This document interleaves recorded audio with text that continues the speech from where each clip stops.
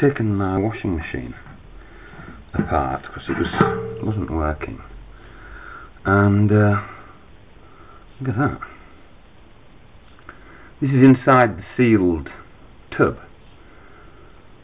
So and that's die-cast aluminium, and it's just simply changed its form. It's disintegrated, and whether or not there was an electrical battery effect between the steel that's driving it there and it's bonded to the alloy here.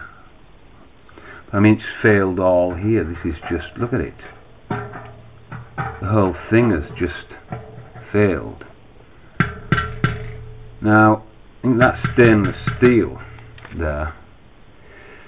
So perhaps the whole thing was making a battery. And yeah, well, anyway, there we are.